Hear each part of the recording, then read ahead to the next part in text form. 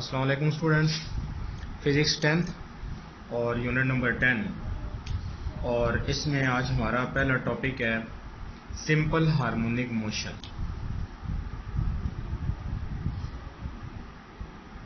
Simple harmonic motion.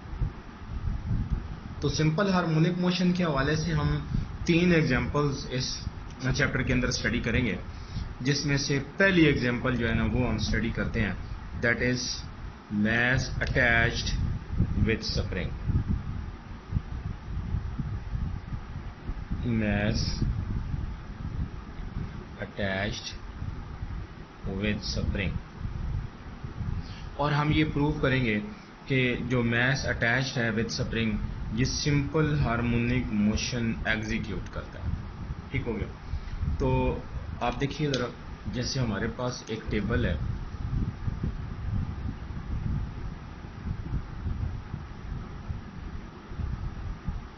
Horizontal table है, जिस पर ये एक हुक के थ्रू एक स्प्रिंग लगा हुआ है।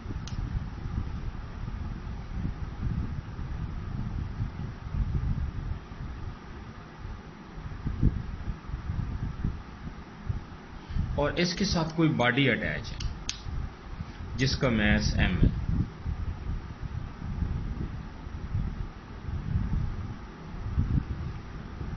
ऐसे, ठीक है। ये बॉडी बिल्कुल अपनी रेस्ट वाली पोजीशन पे यहाँ पे हॉरिजॉन्टली लाई कर रहा है, इस टेबल के ऊपर स्प्रिंग से अटैच है।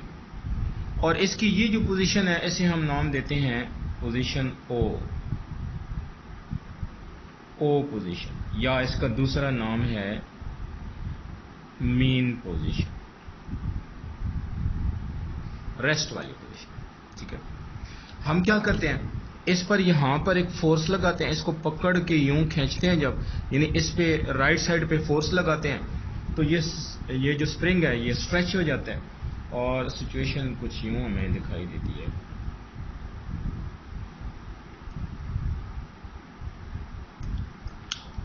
हमने इस बॉडी को ऐसे खींचा, इसके राइट साइड पे फोर्स लगाई, तो अब ये स्प्रिंग जो है ये अपनी पोजीशन में स्ट्रेच हो गया है।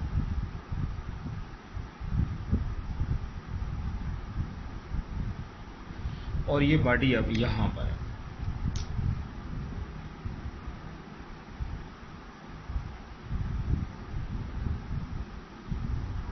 ये ठीक हो गया। ये जो इसकी पोजीशन है इसको पोजीशन ए से डिनोट किया गया है।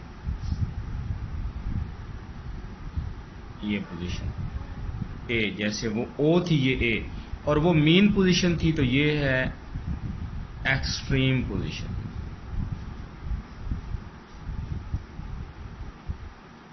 ठीक हो गया, एक्सट्रीम पोजीशन। हमने इस पे फोर्स लगाई है राइट साइड पे, और अब ये चूंकि इसकी मीन पोजीशन ये थी, ये अब मीन पोजीशन से ये ऐसे इसने डिस्टेंस भी कवर कर लिया, डिस्प्लेसमेंट फ्रॉम मीन पोजीशन। ठीक है। और इस पे जो फोर्स लगाई गई थी वो इस साइड पे थी। जब हम इसको छोड़ेंगे तो स्प्रिंग इस पे वापस एक फोर्स लगाता है जिसे रीस्टोरिंग फोर्स कहा जाता है, और ये अपनी पहली पोजीशन पे आने की कोशिश करता है। स्प्रिंग जो है इसे वापस एक फोर्स लगाता है जिसे रीस्टोरिंग फोर्स कहते हैं, और ये बॉडी वापस अपनी मीन पोजीशन पे आएगा, लेकिन इनर्शिया की वजह से ये रुकेगा नहीं और यहाँ से ये आगे चला आएगा, और अब स्प्रिंग जो है वो कंप्रेस हो जाएगी।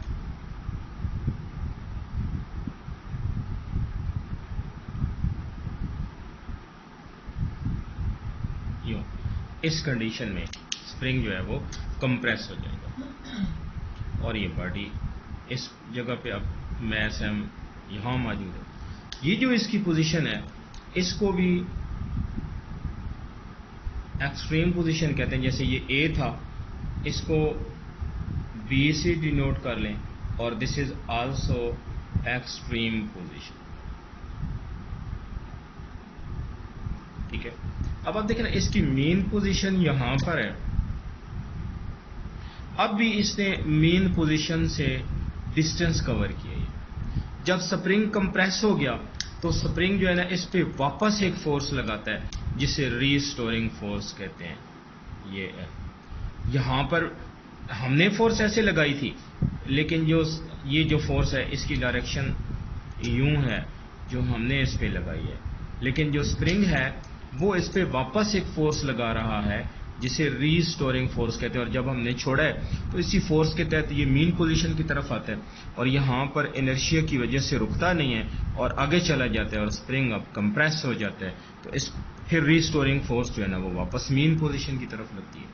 ठीक है, तो अगर ये टेबल और इस मैच के दरमियान में फ्रिक्शन ना होती तो ये ऐसे ऑसिलेट करता रहता, टू एंड फ्रो मोशन करता रहता, लेकिन ये फ्रिक्शनल फोर्स की वजह से रुक जाता है ये थोड़ी देर ऐसे ऑसिलेट करने के बाद।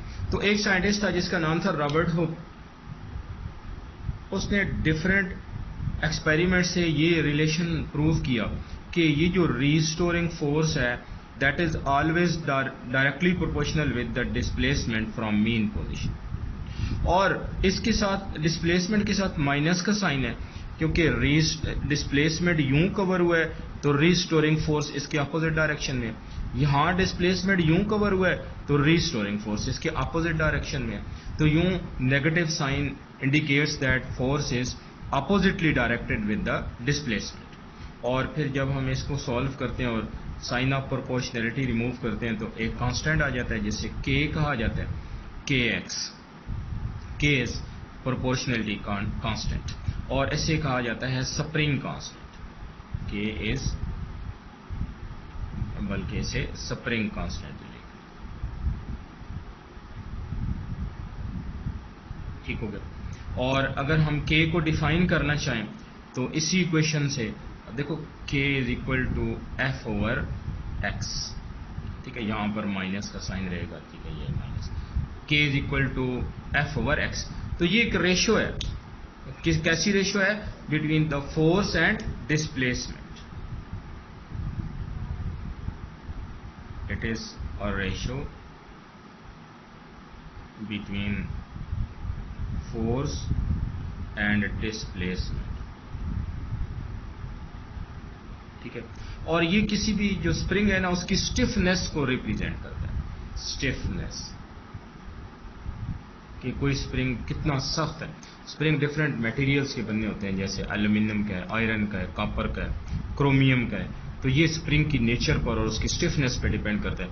कोई स्प्रिंग जितना ज़्यादा स्टिफ होगा उसकी जो वैल्यू है k की वैल्यू उसके लिए इतनी ज़्यादा होगी। ठीक हो गया।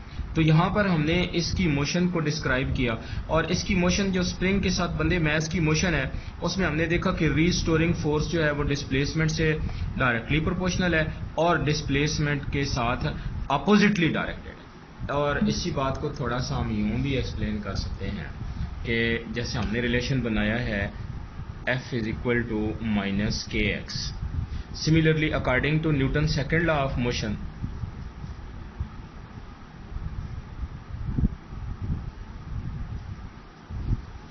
उसमें आपने 9th क्लास में जब स्टडी किया था तो आपने पढ़ा था F is equal to M A होता है। तो इस F की जगह अगर हम एम ए पुट कर देते हैं तो यूं हो जाएगा, A को यूं रखें तो minus K x over M हो गया।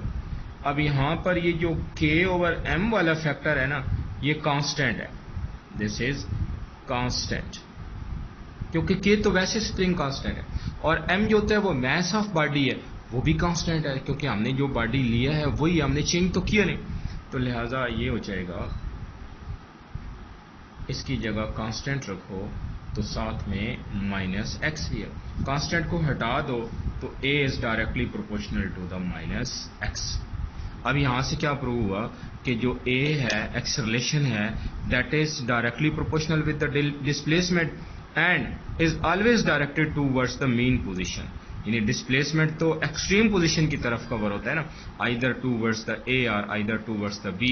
तो एक्सेलरेशन उसके अपोजिटली डायरेक्टेड है, it's mean acceleration is directed towards the mean position, और एक्सेलरेशन डिस्प्लेसमेंट के साथ डायरेक्टली प्रोपोर्शनल है। डिस्प्लेसमेंट ज़्यादा होगा तो एक्सेलरेशन भी ज़्यादा होगा। तो यही डेफिनेशन है सिंपल हार्मोनिक मोशन की, कि हम इसको डिफाइन कर सकते हैं कि a force in which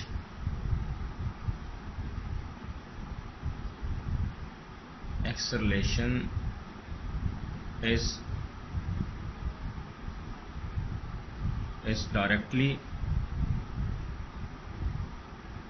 proportional with displacement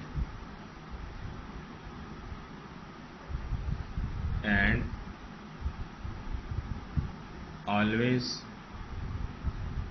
directed towards mean position.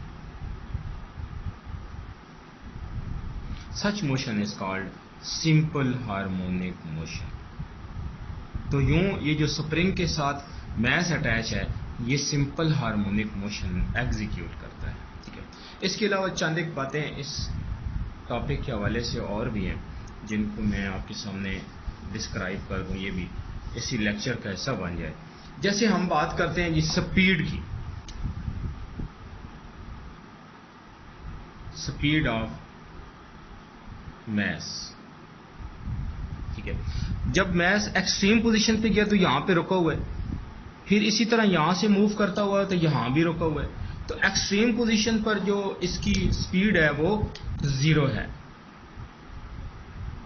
Eight extreme positions, extreme positions पर इसकी जो स्पीड है वो 0 है, v इज इक्वल टू 0।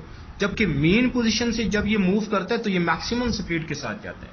तो एट मेन पोजीशन इसकी जो स्पीड है वो मैक्सिमम है, ठीक हो गया। सिमिलरली हम इसकी एनर्जीज की भी बात करते हैं। ये जो मैस अटैच है विद स्प्रिंग सिस्टम, इसकी एनर्जी की भी बात करते जाएं।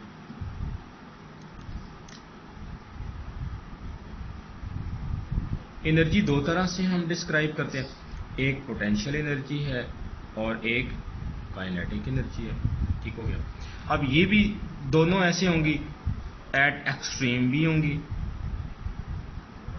और एट मीन भी होंगी, ठीक है।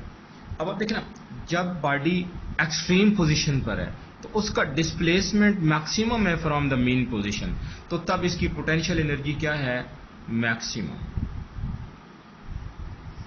जबकि जब ये मीन पोजीशन पर होता है बॉडी तो इसका डिस्प्लेसमेंट फ्रॉम मीन पोजीशन 0 है, that's why potential energy is 0। Similarly at extreme position आप देखो यहां पे ये रुका हुआ है, यहां भी रुका हुआ है, और काइनेटिक एनर्जी का फार्मूला आपने पढ़ा हुआ है हाफ mv² होता है। जब v 0 है तो इट्स मीन काइनेटिक एनर्जी भी इसकी 0 हो गई। तो एट एक्सट्रीम पोजीशन इसकी काइनेटिक एनर्जी 0 है, जबकि जो मीन पोजीशन है यहां से ये मैक्सिमम स्पीड के साथ जाता है, इसकी जो स्पीड है वो मैक्सिमम होती है, that's why kinetic energy is maximum at mean position, ठीक हो गया। तो ये इसकी एनर्जीज की बात हो गई। अच्छा, फिर जब ये बॉडी मूव करता है ना तो इसकी ये मोशन ऑसिलेटरी मोशन भी कहलाती है, इसे ऑसिलेशन भी कहा जाता है, ऑसिलेशन, ठीक है। ये अपनी मीन पोजीशन के टू एंड फ्रो मूव करना, this is oscillation and this is also called oscillatory motion. अच्छा, इस मोशन के दौरान जब ये बॉडी जैसे अपनी मीन पोजीशन पर था, देखें ये पहले मीन पोजीशन पर था, फिर ये एक्सट्रीम पोजीशन पर गया, फिर यहां से होता दूसरी एक्सट्रीम पोजीशन पर गया, फिर वहां से मीन पोजीशन पर आया, तो इसने अपना ये एक साइकिल मुकम्मल किया। ये एक साइकिल मुकम्मल करने के लिए जो इसे टाइम रिक्वायर्ड होता है that is called time period. और स्प्रिंग मैस सिस्टम के साथ जो टाइम पीरियड होता है उसका फार्मूला है time period is equal to 2 by m/k और m/k के ऊपर स्क्वायर रूट। 2 तो एक कांस्टेंट है, पाई आप लोग वैसे जानते हो इसकी वैल्यू 22/7 होती है या 3.14 होती है। m मैस है इस बॉडी का जो कि स्प्रिंग के साथ अटैच है और k जो है ना वो स्प्रिंग कांस्टेंट है। तो इस फार्मूले से हम इस सिस्टम का टाइम पीरियड भी फाइंड कर सकते हैं। टाइम पीरियड क्या है, it is the time to complete one full rotation or one full cycle, that is called time period। तो इस फार्मूले की मदद से हम इसका टाइम पीरियड फाइंड कर सकते हैं। ठीक हो गया। तो दिस वाज ऑल अबाउट कि एक मैस जो कि स्प्रिंग के साथ अटैच है वो अपनी मोशन अपनी मीन पोजीशन के टू एंड फ्रो उसकी जो ऑसिलेटरी मोशन है वो सिंपल हार्मोनिक मोशन है। हमने ये प्रूव किया कि इसका एक्सेलरेशन जो होता है वो मीन पोजीशन से डिस्प्लेसमेंट के साथ डायरेक्टली प्रोपोर्शनल होता है और एक्सेलरेशन जो है that is always directed towards the mean position. ये यहाँ पर है तो एक्सेलरेशन मीन पोजीशन की तरफ, ये यहाँ पर है तो एक्सेलरेशन मीन पोजीशन की तरफ, क्योंकि जो रीस्टोरिंग फोर्स है ये रीस्टोरिंग फोर्स जो होती है स्प्रिंग की फोर्स जो कि किसी बॉडी को पुश करती है या पुल करती है टूवर्ड्स द मीन पोजीशन, तो रीस्टोरिंग फोर्स इस तरफ है, यहाँ भी रीस्टोरिंग फोर्स इस तरफ है।